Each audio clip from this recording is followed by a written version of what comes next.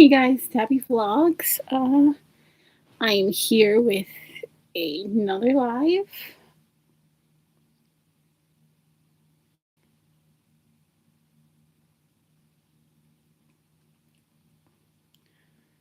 I had just messaged my friend. I don't know when he'll get back to me. Oh, you're here already. Cool. So I am glad you're feeling better from the last time. I don't know if you have seen my last live, which I think was on Sunday. I don't know if you've seen that one. But if you haven't watched it, oh, you were watching a different live. Oh, nice. So in this live stream, we will be getting into the last chapter of this book. So we'll be getting to the last chapter of this. But before that, I don't know if you were watching the previous live. If you watched the previous live stream on Sunday, well, from Sunday, but I did a thing and I got more books. So yeah, I got more books. I did a thing and got books more from I think it was Friday that I got them. I don't remember. Yeah, I'll show them to you real quick. But I also got a book cover.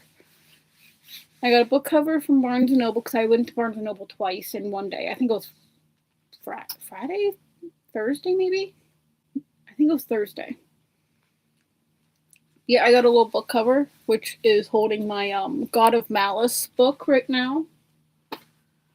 I also got, my mom got me this book, How to Kill a Guy in 10 Dates. And the beginning of it, like how to survive a slasher, it reminded me of Scream, the rules in Scream, how to survive a horror movie that Randy was saying in the first movie. I also got For Whom the Bell Tolls by Jason Lynn, also known as See You Later on TikTok. I have been wanting to read this for like a while now since this first came out, so I'm glad I got that book now. So I got those. And I also went to Target. The book that I got from Target was this one, Beautiful Venom. So do I. I love her series. Yeah, I got Beautiful Venom by Rena Kent. I got that one from Target. Let's see, where did I go? Nope, this is not my receipt. I might have thrown away my receipt already. Yeah. The other books that I got this book talk reading journal, which I'm excited to use finally, because I've been wanting a book talk journal for a while now. And the other books that I got Once Upon a Broken Heart, because I heard this series is supposed to be really good. And I also got Den of Vipers. And look at the sprayed edges. That is so pretty. Sprayed edges look so pretty. I'm excited to read this one because it actually looks like really good. Holy mother of books.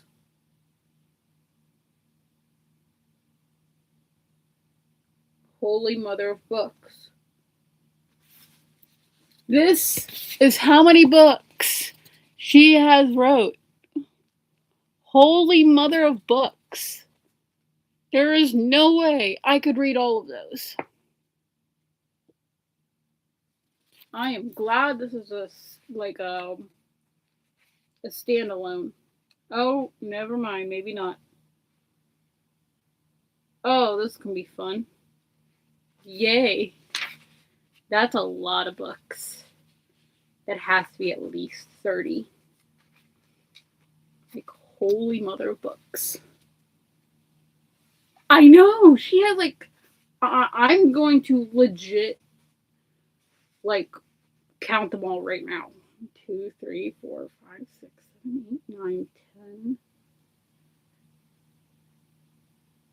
11, 12, 13, 1, 2, 3, 4, 5, 6, 7, 8, 9, 10,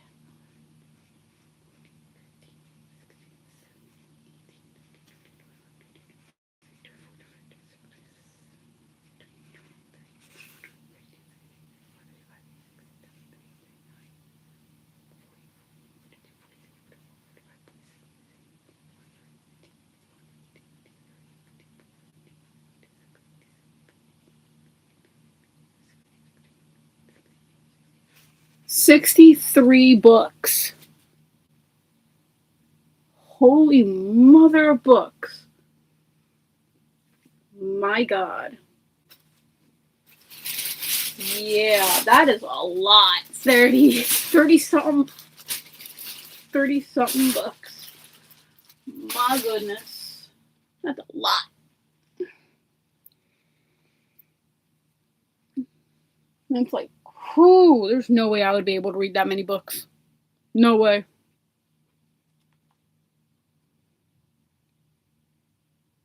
Yeah.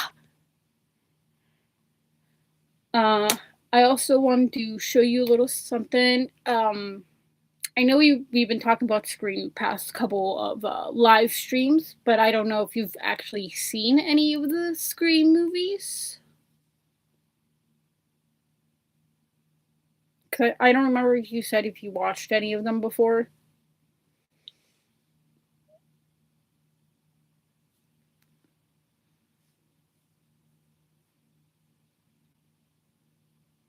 You have not. You need to watch them. The first one is great. I am watching the second one right now. I'm probably gonna finish watching the second one like after the stream because I really want to watch the second one. But anyways, when you do watch them, they are like really good. They're not scary if you're like they're not really that scary, even though they're in the horror section of like they would be in a horror section of like a movie store. But they are like it is so good right now. The first so far I've only seen the first one fully. I'm watching the second one right now and it is really good. And Matthew Lillard and Skeet Ulrich is in Scream, the first one. This was from like their prime days. You would laugh at this then. You would legit laugh at this then. Because the first one is so funny. The first one isn't even that scary. It's freaking hilarious. I legit laugh at everything. But yeah, the same two people that play Matthew Lillard and Skeet Ulrich played in FNAF 2 together. Because, of course, Matthew Lillard was William Afton, who also played in the first one. And Skeet Ulrich was Henry Emily in the second one. And this was back in their prime, back in 96, when they first did the first one, the first Scream. And, oh my God. They aged like fine wine. Because they're even good looking back then. But, yeah, Matthew Lillard did play Shaggy in Scooby-Doo. But yeah, anyways, I made a little tattoo that I want to get. I want to get 2 tattoos on each of my shoulders, like right here. Like right in here. And both are going to have Ghostface on it, like one here, one here. Both are going to have the ghost face mask, and each one is going to have like a different line from the first movie. Like the first one I did was the line from Billy Loomis, who was played by Skeet Ulrich, of course. And he said, "We all go a little mad sometimes," and I love that line. But yeah, that's this is the first tattoo that I had drawn for that I want to get. Yeah. Oh, I wish I could pull up a clip. If I could pull up a clip, I would. But Matt there was this line in the first Scream that was not in it at all. No, there was a couple lines that were in Scream 1 that were not in it at all that Matthew Lillard had improvised. You would get a kick out of it. Like, you would love the first Scream movie. Because it was, like, the best one so far. I love the Scream movies. Like, I love the Scream movies so far. The first one is, like, so far the best. Because I love it. But yeah, you would definitely like the Scream movies. I would recommend watching them. I would definitely recommend watching the Scream movies. Because they are, like, so good. I'm gonna be watching, of course, like I said earlier, I'm gonna be watching the second one today. After the stream. But I won't spoil anything for you. I won't spoil any of the scenes for you. Because I want you to see it for yourself. Yes, add them to your list. Because the 7th one just came out in theaters back in February, I think. Yeah, back in February. But 1 through 6 are all on DVD. Because I got, let me see. I have the DVDs. Oh, my knees. I just don't know where I put them. Oh, I know where I put them.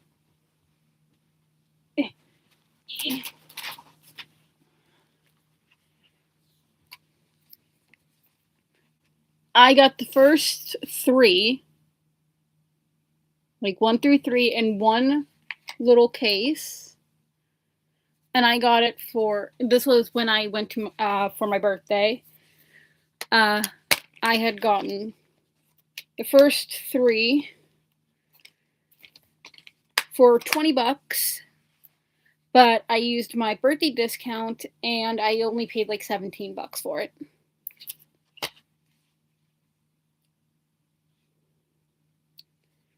But yeah, the first one is so good.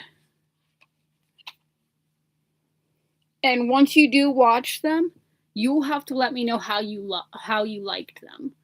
Because I can guarantee right now you're going to get attached to a character and you're going to get attached to one of the characters. I can guarantee it.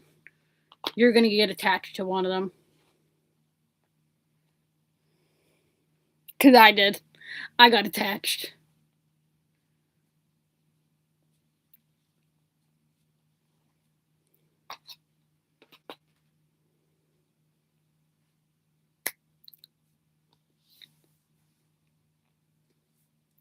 So yeah. And hopefully, probably in my next stream or in a couple of streams from now, I will be doing like a, I haven't done one in a while, but I will be doing a tier list of the Scream characters, so you can see my ranking on them. So, yeah, and probably then I will like kind of explain the characters a little bit. Oh, I got the burps. But yeah, I'll probably do it next stream just to give Harry Potter a little break So in a couple of streams, I'll probably be doing something Scream related, just to give Harry Potter a little break. But yeah, in this one now. So now, let's get away from Scream for a little bit, and we'll get into the last chapter.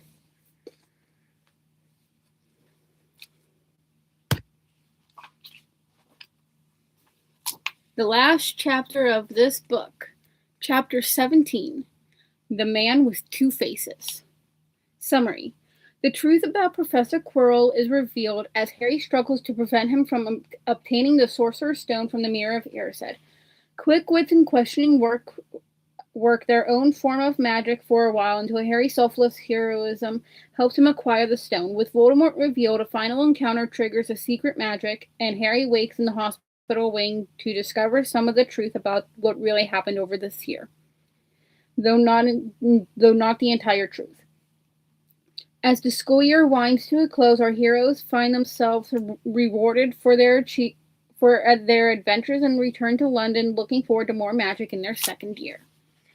Finally, the mystery comes together and the answers are revealed. Harry enters the final chamber to discover that Quirrell, rather than Professor Snape, has been the mastermind behind the events of the year.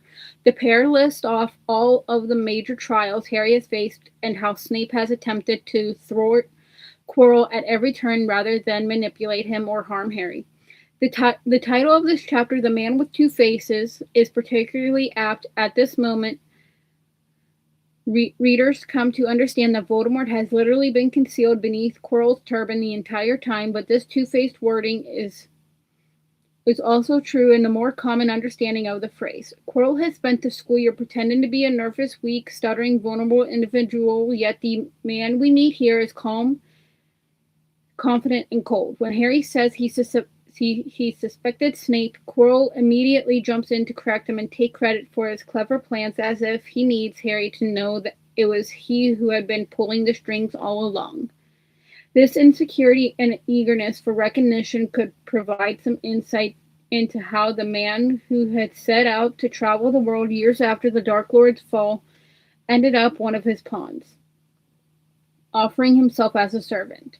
It is a character trait that lends itself into manipulation by those willing to abuse it, and Voldemort's promise of power and glory coupled with the notion of being the only one important enough to look after someone so powerful in a moment of need gives Quirrell enough motivation to commit himself to service. As we will later discover, it is a similar path to the one Peter Pettigrew took many years before. This begs the question of how his friends and colleagues didn't notice a change in his personality and raise concerns. Most seem to accept the explanation Hagrid gave to Harry earlier in the novel, that Quirrell had suffered an encounter with the vampires and had developed his nervous habits as a result. Perhaps it is the shift to the confident Quirrell in this chapter that is the real personality change hidden from all until this moment. Voldemort's mission has given him a sense of purpose and a lack of moral viewpoint. He no longer cares about how the world at large sees him. Instead, he's bent on resurrecting his master in exchange for power. This is proven by his description of what he sees when he looks in the Mirror of Erised. His deepest desire, the thing he wants more than anything else in the world, is simply to hand the stone over to Voldemort and complete his task. According to Dumbledore's charm, this should technically be enough for Quirrell to gain the stone in that he does not want it for himself.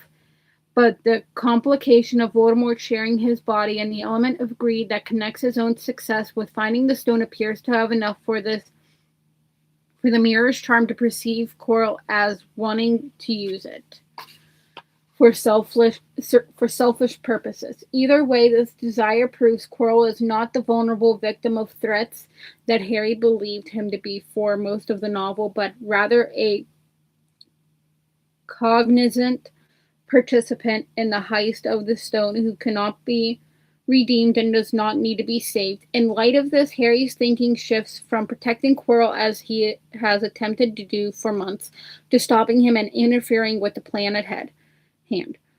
When Voldemort compels Quirrell to drag Harry in front of the mirror to acquire the stone, Harry resolves to lie about what he sees in its reflection, fully aware that his own deepest desire at this moment is to stop Quirrell. While Harry could have simply drawn on his own vision from Christmas and retold the sight of his family, this is a highly personal and valuable or vulnerable desire to reveal, especially in the presence of the villain who killed his parents. Instead, Harry draws inspiration from his best friend and borrows from Ron's achievements-based desire, telling Quirrell that he sees himself winning the House Cup and being rewarded by Dumbledore. It seems very unlikely that anyone in Harry's shoes would most want to win a school trophy, although Quirrell, who's no stranger to ambition, hardly bats an eye.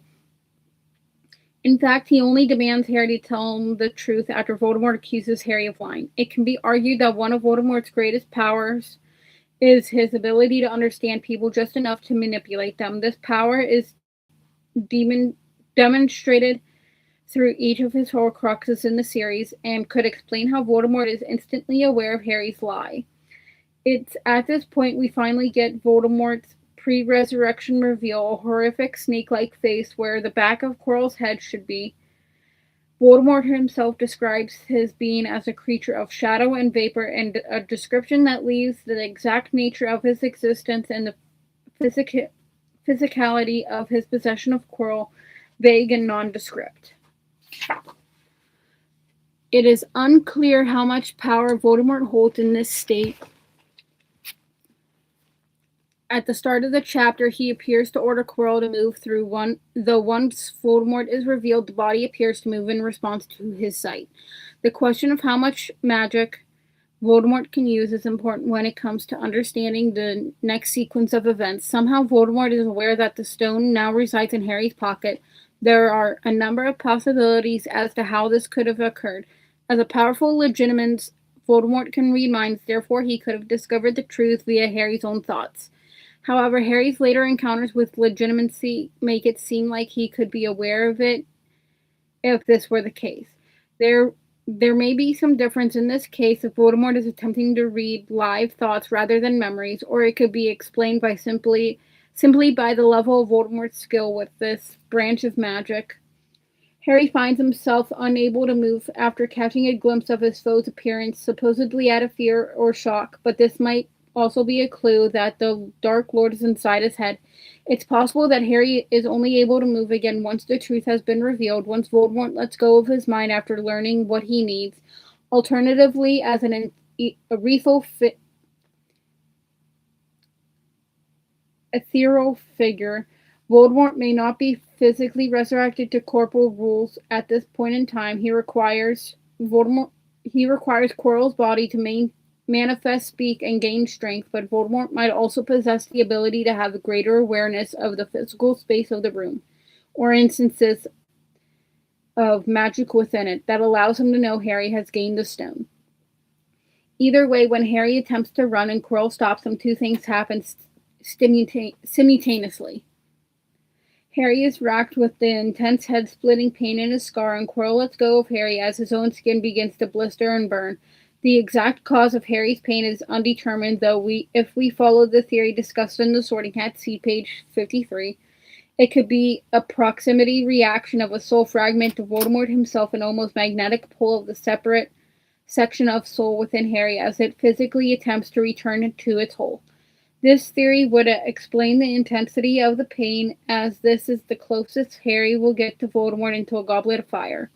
Quirrell's affliction is caused, as Dumbledore will soon explain, by the protective magic left by Lily Potter's love at the moment of her sacrifice. This encounter is the only time we see the physical result of this mysterious magic within the series. Quirrell experiences pain and burning that with prolonged contact prove fatal, leaving Voldemort to seek another way to regain his body and circumvent Lily's protection. In the hospital wing after the encounter, we see the second of Harry's personal chats with Dumbledore, and it sets to precedent for how the headmaster will interact with Harry for the majority of the series, reveal information while withholding the real answers. In between jokes about the school's inability to keep secrets, the loyalty of Harry's friends, and the joys of wizarding suites, Dumbledore answers Harry's questions about what really happened the night he confronted Voldemort, as well as the fate of the stone. After retrieving Harry from the mirror room, Dumbledore has agreed that with Nicholas Flamel's intent to destroy the Sorcerer's Stone, thereby removing it as a potential means for Voldemort's return. This seems like a highly sensible plan, knowing that the stone has been at risk all year, although it seems like the option could have been taken earlier without having to put Harry in harm's way. Sadly, destroying the stone will result in the death of Nicholas and his wife, Perenelle, bringing an end to their incredibly long lives. The conversation between Dumbledore and Harry is littered with phrases that have come to act as mantras for many readers over the years. His tone suggests great wisdom, and the advice he provides for our young hero can apply to many situations in everyday life, lending strength to readers in times of need. While some are specific to Potter, at least one finds its inspiration from another great work of children's literature. Peter Pan's To Die will be an awfully big adventure. The connection is relevant to the scene where Dumbledore refuses to answer some questions in favor of preserving Harry's innocence a little while longer and preventing him growing up too fast, despite the deadly encounter he just faced. The story ends with a few short scenes wrapping up the loose ends of the school year and completing the hero's journey that sees Harry return to Privet Drive. First, we see a debrief with his friends where Harry admits to thinking Dumbledore had been helping them on their way before Dumbledore himself rewards their bravery to secure Gryffindor the House Cup, despite the adventure having very little to do with the school. The trio receive their exam results and discover they all got good grades before taking the train back to London. As Harry leaves with Vernon Dursley, he is happy and optimistic, buoyed by his friends and the promise of being able to prank his cousin and safe in the knowledge that magic will continue on his return to the school the following year. Now we will get into all the extra stuff. Consider this. The author has described at length how the death of her mother influenced the novels and their lessons about death. Taking this into consideration, how do you think that affected Quirrell's death and Harry's reaction to it? Was it downplayed due to the book technically being for children, many of whom may not be able to handle such a heavy subject? Timeline: early June. Previous scene continues. Harry enters the mirror chamber and encounters the truth behind the strange events of the past school year. 3 days later, Harry wakes in the hospital wing. The next day, Hagrid visits Harry and gives him a photo album of his parents, fulfilling his heart's desire. And there is those pages. Consider this. Dumbledore arrives in the chamber to save Harry just as Quirrell is dying. On episode 8, the host posed the question, what transpired between Voldemort and Dumbledore in those moments while Quirrell was dying? What do you think? Timeline: early June. That evening, Harry goes to the end-of-term feast where Dumbledore awards enough points to allow Gryffindor to win the House Cup. End of term. Hogwarts students receive their exam results and head back to London to the Hogwarts Express. Beyond the books. According to the author, although the Hogwarts Library does contain texts on alchemy and some advanced 6th and 7th year students study it, Hermione never pursues the subject matter further. After their encounter with the Sorcerer's Stone in their first year, she probably never wanted to revisit that subject again. Ring theory. Although Lord Voldemort does not appear with a physical body in either chapter 1 or 17, Harry does face and defeat him in, or just prior to, both, or more accurately, we see Dumbledore discussing Harry's scar and potential future destiny. Harry is the subject of gossip at the start and end of the book, with the magical townsfolk and the entirety of Hogwarts discussing his defeat of the Dark Lord.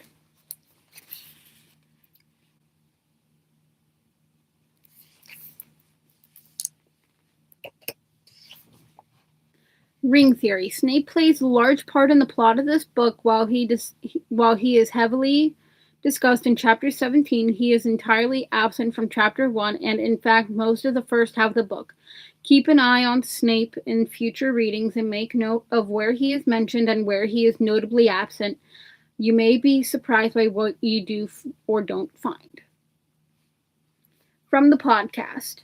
Dumbledore has a heart-to-heart with Harry, and Dumbledore explains for the first time that it was Lily's love that actually protected him from Quirrell and Voldemort. And we now know that that love actually comes out as a protection, as a protective layer or something substantial that protects Harry. The line from Dumbledore is that Quirrell literally couldn't touch something that was so good and pure. So bringing up that unicorn again, is Harry this pure, or is it this love from Lily that is making him so pure? Noah said this in episode 8 of Alohomora. Beyond the books, Quirrell became a temporary Horcrux for Voldemort, fighting the corrupt soul that had attached to his own greatly weakened him. As soon as the vessel holding the soul fragment, Quirrell's body in this case, became too damaged, Voldemort saved himself and left it to die. Did you know there are some inconsistencies when it comes to Quirrell's life and teaching Harry history prior to Harry's first year? Due to the DADA curse and Quirrell's allegiance to Voldemort, it seems most likely that Quirrell took a year off from teaching prior to Book 1 to travel and gain knowledge for his new role. However, details from the books and subsequent interviews with the author suggest that Quirrell traveled prior to starting his teaching career at Hogwarts.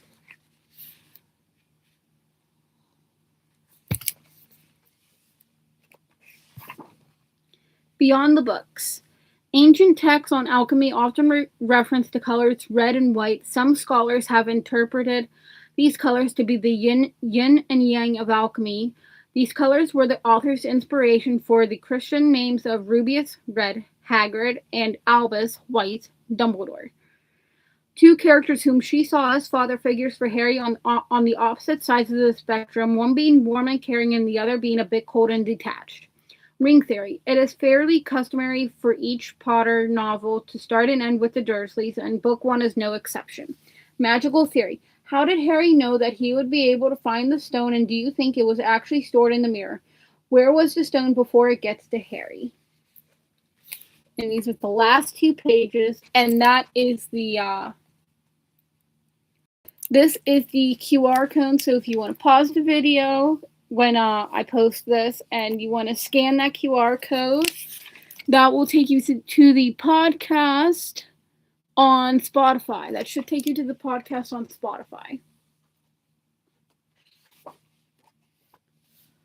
So, yeah. And that is it for this book. And probably next week or the week after, I will be getting into the Chamber of Secrets book. So, yeah, probably either next week or the week after, I will be getting into the Chamber of Secrets book. Probably the week after, because I want to get into Scream a little bit this week and next week.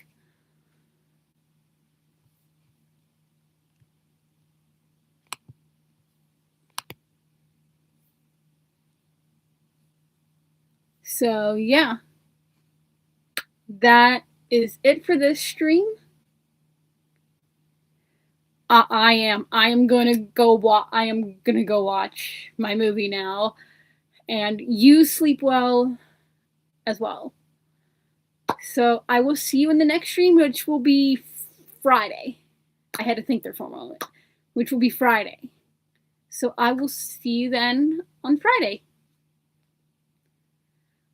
Bye.